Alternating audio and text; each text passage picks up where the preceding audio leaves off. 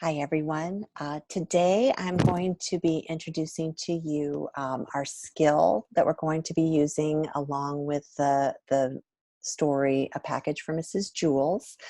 I will also be introducing the story map that is really useful to use while reading a fictional story. The skill that we're going to be talking about is located on page 18 of your reading text. And if you look at it, it's the cover says the Wayside School is falling down. If you're interested at all in reading the full chapter book, we do have it available, and you can read the full version rather than just an excerpt, which is this chapter called A Package for Mrs. Jewell. Now, our targeted skill on page 18 is story structure or plot structure. You may have heard it referred to. Today, you're going to be reading A Package for Mrs. Jewls while thinking about these important elements of the story. In order to really comprehend a story, you need to think about the setting, which is where the story takes place. And it also is the when the story takes place. A lot of people forget it's when and where the story takes place. The main characters, you want the 2 or 3 main characters that are doing most of the actions in this section or the story. These characters impact the events of the story and have a lot to do with the resolution and maybe even the introduction of the problem. So we have the plot here, and there are some elements of the plot. First, you have a conflict, followed by events, and then finally a resolution to that conflict. So follow along as I read here. Story structure. This is our skill.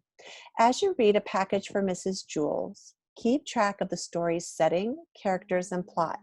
Look for the main character's problem or conflict, the events surrounding the conflict, and the resolution of the conflict. These elements make up a story's overall structure or organization. And it says use a graphic organizer like this one to record the important parts of the story. And I do have a copy of a graphic organizer much like that here.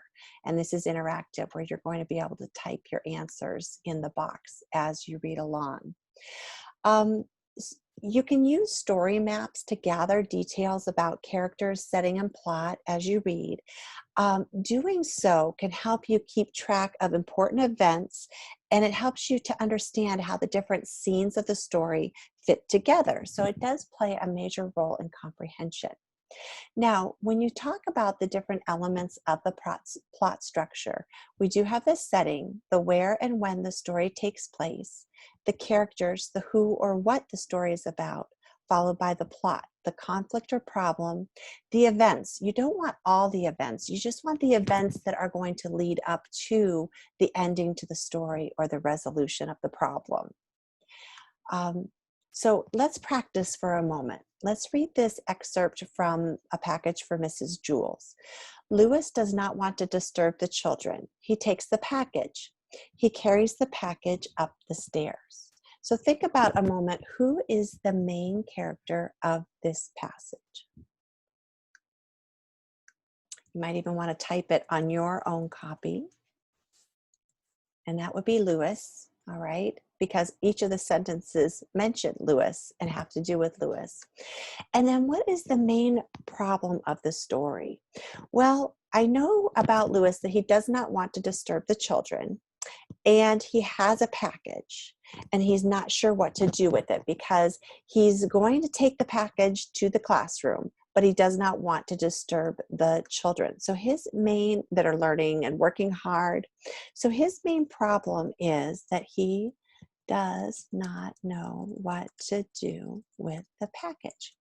Now, as you would keep reading this, you would look for the events, like what does he do after that to solve the problem?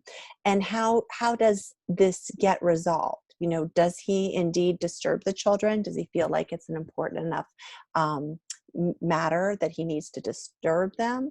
Or does he not disturb them? So that would be something you would read on to find out. Okay, so now that is our skill. Our skill is the story map and figuring out plot structure and the plot. And so here we have a link to the story.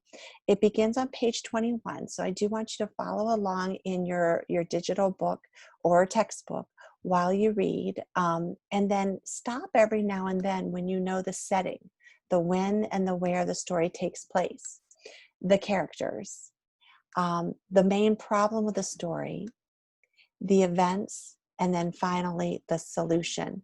Sometimes I like to write the problem and then the solution as soon as I know the solution, because then that helps me pick which events impact the solution most of all. So I'm looking forward to reading your story maps and having you turn that in when you're done.